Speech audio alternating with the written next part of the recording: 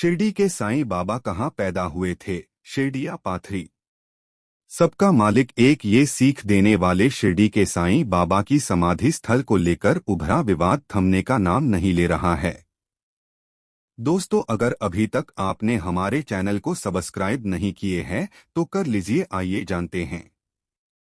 महाराष्ट्र के परभणी जिले के पाथरी गांव को शिरडी के साईं बाबा का जन्मस्थल घोषित किया गया है।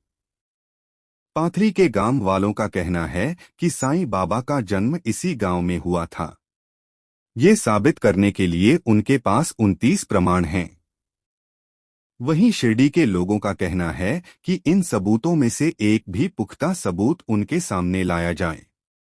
इस विवाद का हल खोजने के लिए पूर्व मुख्यमंत्री उद्धव ठाकरे ने एक बैठक भी बुलाई थी। बैठक के फैसले के बाद ही आगे की तस्वीर साफ हो पाएगी। कैसे शुरू हुआ ये विवाद? महाराष्ट्र के औरंगाबाद जिले से नांदेड़ की ओर जाते हुए एक रेलवे स्टेशन है जिसका नाम मानवत रोड है। इस स्टेशन पर कई सालों से एक बोर्ड लिखा हुआ है जिस पर लिखा है, शिरडी के साईं बाबा के जन्मस्थल पाथरी जाने के लिए यहां उतरें। हालांकि ये कोई प्रमाण नहीं है, लेकिन यहां के स्थानीय लोगों का यही मानना है। साईं बाबा जन्मस्थल मंदिर ट्रस्ट के अध्यक्ष अतुल चौधरी के मुताबिक साईं बाबा का जन्म 1838 में पाथरी में हुआ था। पूर्व मुख्यमंत्री बालासाहेब खेर के बेटे विश्वास खेर ने 30 साल की रिसर्च के बाद ये कहा था कि पाथरी ही साईं बाबा की जन्मभूमि है। पाथरी से नजदीक सेलू गांव में साईं बाबा के गुरु केशवराज महाराज मतलब बाबा साहेब महाराज का मंदिर है। हम मानते हैं कि केशवराज महाराज ही साईं बाबा के गुरु थे। अतुल चौधरी कहते हैं, गोविंद दाभोलकर की किताब और 1974 में साईं संस्थान की छपी साईचरित्र के 8वें संस्करण में ये बात लिखी हुई है कि साईं बाबा पाथरी में पैदा हुए थे। साईं बाबा ने अपने एक शिष्य महाल साप्ती को कहा था कि उनके माता पिता ने उन्हें एक फकीर की झोली में डाल दिया था। साईं बाबा का मूल नाम हरिभाऊ भुसारी था। उनके बड़े भाई भी फकीर थे। साईं बाबा पर उनका प्रभाव नजर आता है। पाथरी गांव में मुस्लिम समुदाय के लोगों की संख्या अच्छी खासी है। कई बड़े फकीर इसी गांव से थे। हालांकि इनकी कहानियां बड़े पैमाने पर कभी सामने नहीं आ पाई और इसलिए पाथरी गांव का नाम भी मशहूर नहीं हुआ। साईं बाबा को भी ऐसे ही फकीरों ने प्रभावित किया था और उनका पहनावा भी मुस्लिम फकीर की तरह ही था।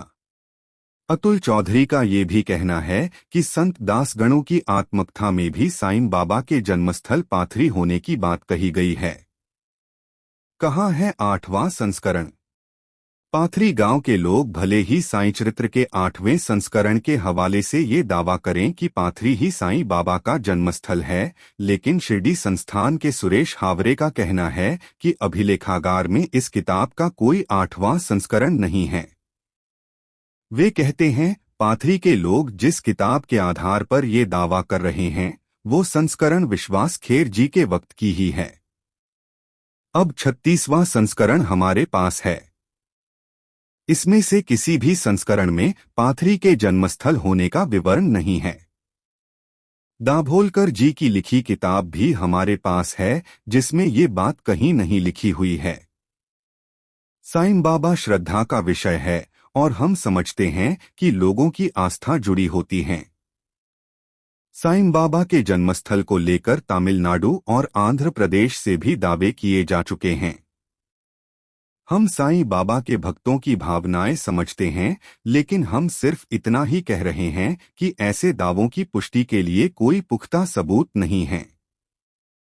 साईं बाबा की आत्मकथाएं। क्या आत्मकथाओं के आधार पर साईं बाबा के जन्मस्थल का निर्णय किया जा सकता है?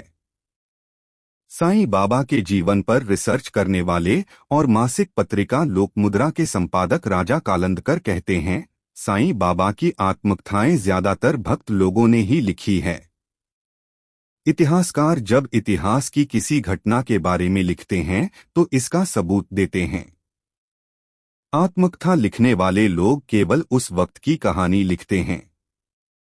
उनका उद्देश्य गलत नहीं होता, लेकिन इसमें प्रमाण के होने की अहमियत को इतना अहम नहीं माना जाता है। उन दिनों अहमदनगर जिले में दिन बंधु नाम की एक पत्रिका निकला करती थी। सत्यशोधक समाज के एक कार्यकर्ता मुकुंदराव पाटिल उस पत्रिका के संपादक हुआ करते थे, लेकिन उन्होंने भी केवल एक बार साईं बाबा का जिक्र किया था। महाराष्ट्र का बहुचर्चित केसरी भी उसी दौरान छपता था, लेकिन इसमें भी साईं बाबा के बारे में शायद ही कुछ छपा। गांव वालों के मुताबिक तिलक और कई सारे बड़े नेता साईं बाबा के दर्शन के लिए उस वक्त भी आते थे, हालांकि इसका कोई लिखित प्रमाण नहीं मिला है।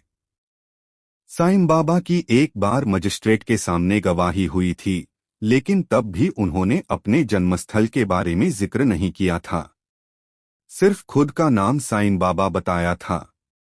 इस बहस पर दोनों पक्ष चर्चा की तैयारी में हैं। पाथरी के अतुल चौधरी के अनुसार उनके पास साईं बाबा के जन्मस्थल को लेकर 29 प्रमाण हैं। वे कहते हैं, हम सरकार को ये सबूत सौंपने के लिए तैयार हैं। हमें इस बात पर कोई एतराज नहीं होगा अगर सरकार इन सबूतों पर गौर करने का फैसला करे। दूसरी तरफ शिरडी के सुरेश हवारे का कहना है कि सरकार की गलती से पाथरी को जन्मस्थल कहा गया है। ये श्रद्धा का विषय है और सरकार को इसे सावधानी से सुलझाना चाहिए। ये फैसला शोध और सबूत की बुनियाद पर ही लिया जाना चाहिए। क्या साईं बाबा को हिंदुत्व के झंडे से जोड़ा जा रहा है? साईं बाबा का जन्म एक हिंदू परिवार में हुआ, ये कहकर कुछ लोग उन्हें हिंदू देवता के रूप में प्रस्तुत करना चाहते हैं। कई लोगों की ये आशंका है। पाथरी के अतुल चौधरी के मुताबिक साईं बाबा की सीख के अनुसार सबका मालिक एक, और यही सीख वे आगे ले जा रहे हैं। साईं के दरबार में हर जाति धर्म के लोग आते हैं, साईं को कभी बांटा नहीं जा सकता। कांग्रेस नेता अशोक चव्हाण ने कहा है कि जन्मस्थल के विवाद को लेकर मंदिर में जाने वालों की असुविधा नहीं होनी चाहिए। वहीं छगन भुजबल का कहना है कि साईं बाबा सबके लिए है, हर जगह मौजूद हैं, इस पर विवाद होना ही नहीं चाहिए। सोमवार की मीटिंग के बाद ही इस विवाद का हल सामने आने की अपेक्षा की जा रही है।